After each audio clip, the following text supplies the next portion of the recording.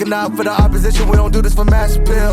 Don't make me blast it still. I put in work, no Vladimir. They want me to lose, but I can't. Mama shed like 1,000 tears. I can't do that shit to waste. I pull up in Mercedes. Next year, you gon' see me pull up in the race. All I do is ball hard. Mama told me, boy, make sure you tie up your lace. Hey, when I was down bad, boy, I got on my knees, I started to pray. Now I'm breaking bread with my young vet. Wiz, you was a part of the gang. No, now we getting paid. Assalamualaikum warahmatullahi wabarakatuh, Kang Bro. Ketemu lagi dengan MotoGP pastinya dengan Iwan Benaran, Cak. WP tahu sampean pasti kangen banget dengan berita-berita MotoGP. Dan memang, Cak, dari beberapa hari kita sudah mereview ataupun membahas tentang New NMAX. Tentu saja ternyata pada selang atau pada jedah waktu yang sudah kita bahas mengenai NMAX ini, ternyata banyak sekali informasi hot dari MotoGP. Dan teman-teman, tahu nggak sampean bahwa sepertinya suasana dalam atmosfer Ducati sudah mulai panas, Cak.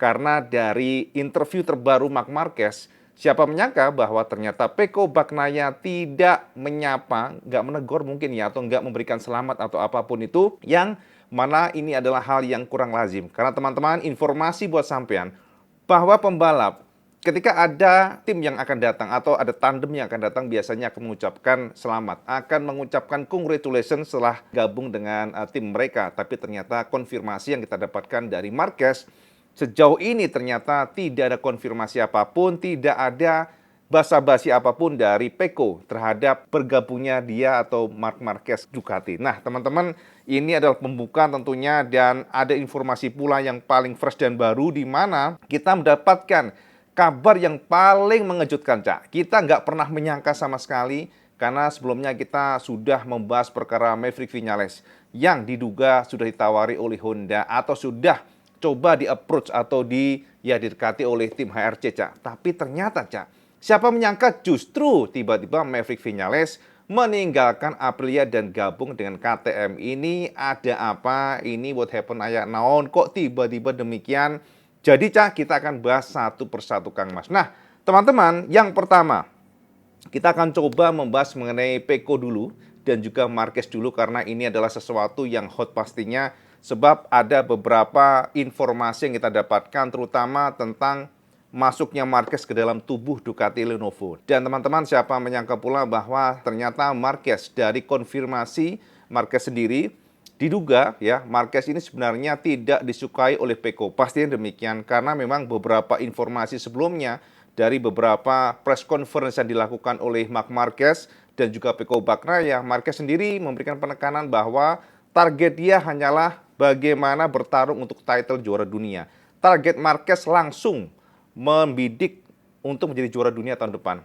Artinya dia harus bertarung melawan teammate-nya. Jadi melawan Pecco Bagnaia yang sudah benar-benar katam ya, Cak, dengan mesin Ducati. Ibaratnya Kang Mas di luar kepala semuanya. Dan sampean harus tahu bahwa pengembangan Ducati dari awal setelah Pecco masuk itu adalah pengembangan yang diperuntukkan untuk Pecco Bagnaia. Jadi diprediksi Marquez bakal kesulitan, Cak, bakal susah, Cak, untuk mengalahkan Pecco. Itu prediksi dari Forcada dan kita akan bahas nantinya pastinya, Cak. Tapi yang pasti beberapa komentar dan juga opini masuknya Marquez ke dalam tubuh Ducati Lenovo bukan berarti Marquez bakal dengan mudah mengalahkan Pecco. Enggak, Cak. Soalnya Pecco benar-benar setiap jengkal dari mesin GP series Ducati ini paham betul bagaimana reaksi motornya, bagaimana feel-nya. Jadi semua yang dilakukan atau semua peracikan komponen dari Ducati GP series itu untuk Pecco. Itu kata Forcada. Jadi artinya ya ini seperti zaman masa lalu, Kang Mas ya, bagaimana Honda begitu sulit atau tidak bisa dihandle oleh pembalap lain selain Marquez. Karena memang ini adalah pengembangan Honda, pengembangan development yang satu fokus, yakni bagaimana pembalap tersebut kencang. Dan saat itu prioritas dari Honda adalah Marquez. Walaupun tentu saja Ducati dan Honda beda. Karena dari beberapa informasi kita sudah dapatkan, Gigi Dall'Igna mengembangkan mesin Ducati ini harus friendly to use untuk semua pembalap. Jadi nggak hanya satu pembalap. Jadi patokan dari Ducati adalah bagaimana GP Series ini mudah dikendarai buat semua pembalap. Jadi nggak hanya satu pembalap, tidak patokan satu pembalap. Namun tetap, Cak, apapun itu, prediksinya bahwa Marquez bakal kesulitan, bakal tidak bisa menyamai level dari Pecco itu dikatakan oleh Forcada ya. Jadi Forcada ini salah satu ya orang yang sudah berkecimpung dalam MotoGP sekarang pun juga sama tahu sendiri Forcada adalah salah satu yang sangat luar biasa di MotoGP dan dia sudah lama di sana dan tentu saja kita nggak bisa pula cuekin ya, istilahnya kita sisihkan perkataan atau analisa dari Forcada. Tapi dari WB sendiri sih agak kurang setuju sebenarnya, karena kalau kita lihat bagaimana proses adaptasi Marquez yang begitu luar biasa di MotoGP 23 itu adalah salah satu bukti bahwa Marquez memang luar biasa. Marquez is different. Nah, teman-teman, ngomongin tentang GP23 dan GP24 ini selalu menjadi hot topic, Cak. Perbedaan antara GP23 dan GP24. Banyak pula yang mengatakan, sama aja Cak IWP. Ya memang ada komentator mengatakan sama saja. Tapi tentu Cak, kita selalu tekankan, IWP selalu tekankan, acuan kita bukan opini pribadi Kang Mas. Tinggi opo Cak kalau komentar tanpa ada, maksudnya gini, komentar tapi tidak berdasarkan informasi yang sahih. Kalau IWP sendiri selalu menggunakan acuan atau konfirmasi dari pembalap. Dan teman-teman, kita sudah bahas mengenai ini, kita sudah juga share ke semuanya perbedaan signifikan antara GP23 melawan GP24. Dan ternyata ini dibahas kembali oleh Marquez pada saat diinterview oleh AS, Kang Mas. Jadi ini adalah media Spanyol, media yang mencoba untuk mendapatkan beberapa kisi-kisi dari Marquez setelah dia gabung dengan Ducati Lenovo. Dan teman-teman, tahu nggak sampean? Sebelumnya kita sudah bahas bahwa GP24 adalah kombinasi antara mesin GP22 dan GP23. Jadi strength point, Cak. Kelebihan dari kedua motor ini diambil oleh Gigi Dall'Igna dan ditancapkanlah ke GP24. Nah, teman-teman, ternyata Marquez juga memberikan pernyataan terbaru bahwa dari sana perbedaan signifikan, kita nggak usah ngomong yang wah ini kencang pada saat out of the corner atau keluar tikungan, enggak Cak. Ataupun entry the corner, enggak. Atau traksinya lebih kenceng nih, atau traksinya lebih bagus nih pada saat keluar tikungan, kita nggak akan bahas itu, kita sudah bahas sebelumnya mengenai itu. Tapi Marquez memberikan gambaran simpel, Cak. Konfirmasi dari Marquez berdasarkan interview dengan AS ya. Marquez memberikan penekanan bahwa perbedaan antara GP23 dan GP24 dalam satu lap putaran itu sekitar 2/10 bahasanya, Cak. Jadi sepersekian mili detik, tapi jika dikombinasikan dengan long run atau pada saat race, maka biasanya pada saat kondisi peaknya atau pada kondisi terbaiknya antara GP23 dan GP24, finishnya selalu GP24 lebih cepat, sekitar 4 detikan dibandingkan dengan GP23. Itu konfirmasi Marquez yang memberikan penekanan, itulah perbedaan mendasar kenapa saat ini Marquez sangat bernafsu jika ingin meraih title juara dunia atau bertarung untuk merebut ataupun memperebutkan gelar juara dunia, maka dia harus menggunakan motor yang sama. Harus menggunakan the same weapon atau senjata yang sama, Cak. Jadi bukan senjata yang berbeda. Soalnya kalau dengan senjata yang berbeda dengan GP23, Kang Mas itu empot-empotan, Cak. Bosonnya begitu. Jadi Marquez memberikan penekanan bahwa apa yang dilakukan dia untuk mencoba mendongkel dominasi para pasukan GP24 ini sudah empot-empotan. Nah, kita kembali kepada bagaimana respon Pecco Bagnaia dan apa yang ditanyakan oleh AS kepada Marquez. Itu simple, Cak. Sebab konfirmasi yang kita dapatkan berdasarkan interview tersebut, ternyata Kang Mas, sampai detik ini tidak ada perkataan apapun dari Pecco tentang gabungnya Marquez ke tubuh Ducati. Itu konfirmasi kita dapatkan dari Marquez. Pernyataannya simpel. Apakah setelah dia dipastikan gabung dengan Ducati Lenovo, ada semacam bahasa basi lah bacanya Cak dari Pecco, atau ucapan selamat atau congratulations sudah gabung dengan Ducati dan gabung bersamanya tahun depan. Ternyata konfirmasi dari Marquez tidak ada, Cak. Dan Marquez sangat simpel sekali menjawabnya ya. Dia mengatakan memang sejauh ini belum ada bahasanya itu belum ada komunikasi, tidak ada tegur-menegur lah bahasanya, tidak ada teguran atau belum negor atau nggak negor lah dari Pecco sejauh ini sampai detik ini. Jadi mungkin Marquez sendiri mengatakan itu nggak penting karena dari kacamata dia yang penting adalah Ducati sendiri. Marquez mengatakan bahwa bos Ducati sudah memberikan selamat. Jadi menurut dia itu bukan hal yang krusial. Tapi tetap, Cak, tensi dari nantinya itu pasti akan terjadi. Tapi Marquez memberikan penekanan bahwa pertarungan boleh saja, tensi boleh saja, tapi di atas lintasan. Sementara di dalam pedok, maka yang terpenting adalah tetap cool, tetap santai. Jadi itu yang ditekankan oleh Marquez pada saat diinterview oleh AS. Berikut kata Marquez yang kita terjemahkan dari interview yang dilakukan oleh Marquez dan juga AS. Ini kata Marquez, Cak. Tidak. Maksudnya tidak itu tidak ada pernyataan apapun, tidak ada teguran apapun, tidak ada ya say hello dari Pecco ataupun selamat dari Pecco tentang bergabungnya Marquez di tubuh Ducati di tahun depan. Berikut kata Marquez, lanjutnya ya Cak ya. Tetapi CEO Ducati sudah meneleponku dan menyampaikan ucapan selamatnya. Ya, aku rasa pedok harus tenang menyikapi respon Pecco. Perang boleh, tapi di atas lintasan. Namun, dalam pedok harus tetap tenang. Inilah hidup. Inilah olahraga. Sebenarnya aku tidak senang jika ada pembalap yang merasa dirugikan. Namun dalam sebuah profesi, kadangkala seseorang harus egois dalam banyak hal karena semua orang menginginkan yang terbaik. Dan yang terbaik saat ini adalah motor merah, Ducati. Yang kini bisa kita dapatkan, di sini kalian harus memainkan semua kartumu. Kartu yang paling membebani adalah trek dan para insinyur Ducati. Seperti yang mereka katakan kepadaku, mereka memperhatikan perkembanganku dengan motor 2023. Itu lebih penting dibandingkan dengan yang lainnya. Itu kata Marquez, Cak. Nah, jadi Marquez sudah menegaskan, Kang Mas. Ora peduli, Cak. Mau ditegur, mau enggak, wis ora peduli. Yang penting adalah Ducatinya.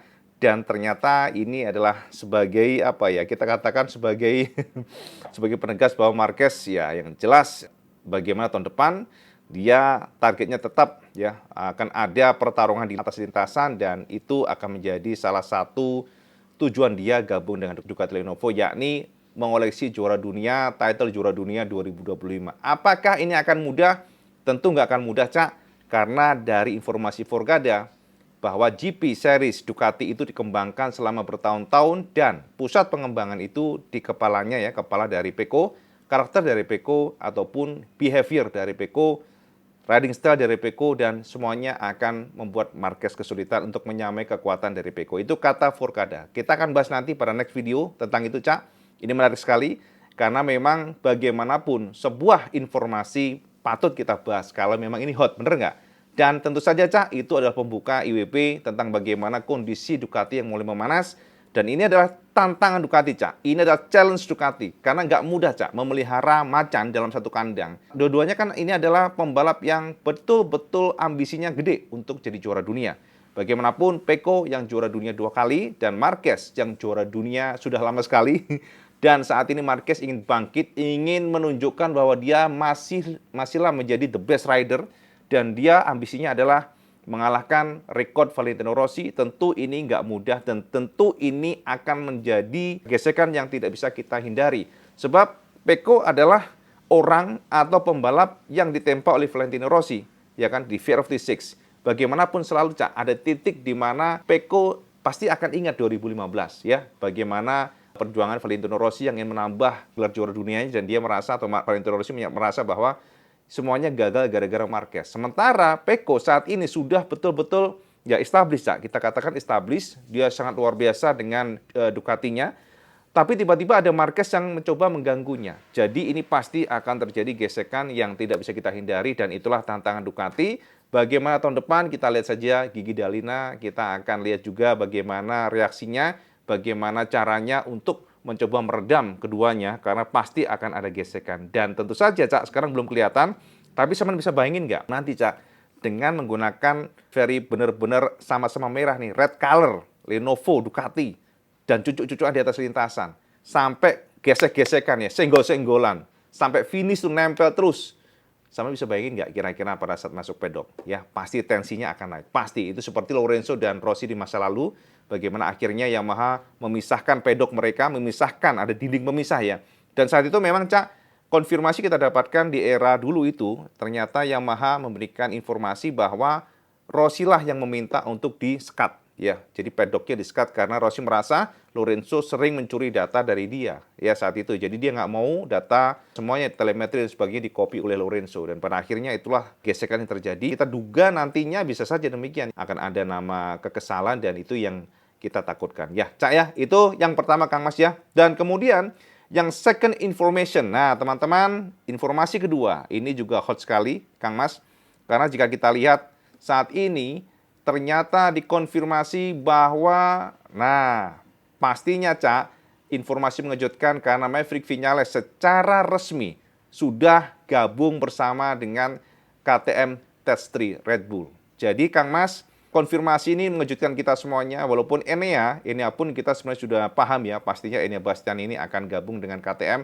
Tapi untuk Maverick Viñales ini yang mengejutkan, karena sebelumnya kita nggak pernah menyangka sekelas Maverick akan memilih untuk bergabung dengan KTM. Sebab sebelumnya kita lihat bahwa Maverick seolah-olah akan gabung dengan HRC. Karena beberapa informasi ada iming-iming luar biasa dengan keuangan. Tapi sepertinya Cak Viñales nggak confidence di Honda. Karena sama tahu sendiri bagaimana Joan Mir yang mengeluh berat ya. Jadi Joan Mir ini mengatakan ketika gabung dengan Honda sebelumnya banyak sekali tawaran dia masuk. Tapi saat ini setelah dia terpuruk dengan Honda, tidak ada satupun tim yang meliriknya. Jadi artinya ketika gabung dengan Honda, maka bersiap-siaplah seluruh pembalap akan merasakan titik bawah di mana mereka nggak akan dilirik lagi. Soalnya performanya yang ancur minang, Cak. Dan itu dirasakan oleh Joan Mir dan sepertinya Maverick Viñales ya sepertinya mempertimbangkan itu dan akhirnya dia memilih untuk gabung dengan KTM. Yang menjadi pertanyaan adalah begini, Cak. Kenapa gabung dengan KTM? Itu pertanyaannya. Apakah Aprilia tidak lebih bagus dibandingkan dengan KTM? Apalagi ini KTM-nya KTM Tech3, Cak. Jadi KTM yang kita katakan second layer. Tapi memang informasi dari KTM bahwa nantinya Tech3 akan diberikan full support penuh menggunakan RC16 spek pabrikan. Jadi full support semuanya sama dengan Pedro Acosta. Jadi mereka nggak akan membedakan. Jadi teman-teman sepertinya nanti tahun depan bisa saja gas-gas akan berubah menjadi KTM Tech3 namanya. Jadi bukan lagi gas-gas, artinya nanti di masa depan liverynya pun juga berwarna orange. Itu yang kita dapatkan rumornya, tapi kan belum confirm, Cak. Jadi nantinya ya, sepertinya nantinya akan menggunakan liverynya ya livery seperti KTM. Pertanyaan kita begini, Cak. Kenapa Maverick Viñales meninggalkan Aprilia dan gabung dengan KTM? Gini, Cak. Memang selama ini sejauh ini ya, kita nggak mendapatkan informasi apapun dari Viñales. Viñales kayaknya diem aja. Dan tidak ada pernyataan yang menonjolkan alasan dia gabung dengan KTM meninggalkan Aprilia. Tapi dari beberapa analisa, sepertinya Maverick Viñales merasa bahwa dengan gabungnya Martin ke Aprilia, maka perhatian dari Aprilia tidak akan penuh ke dia. Walaupun kita dapatkan konfirmasi dari Rivola bahwa nantinya yang menjadi kapten pengembangan akan dialihkan ke Viñales.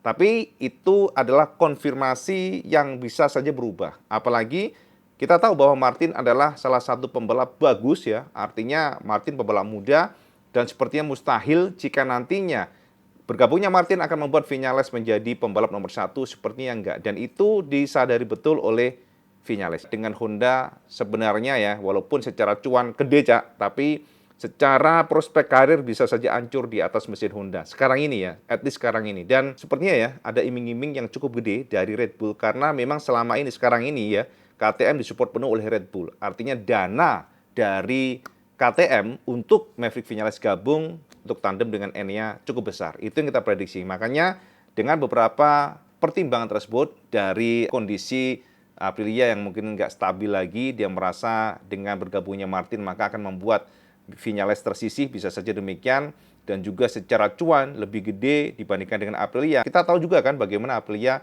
tidak memiliki sponsor besar, jadi kalau secara cuan pastinya kalah dibandingkan dengan KTM yang disupport penuh oleh Red Bull. Itu perkiraan kita, Cak. Jadi Kang Mas confirm ya bahwa Aprilia disupport oleh Martin, tapi kita belum tahu siapa pengganti Viñales, belum ada konfirmasi. Tapi yang jelas di tahun depan sudah ada grid posisi yang jelas untuk KTM, di mana Pedro Acosta dan Binder akan di KTM Factory.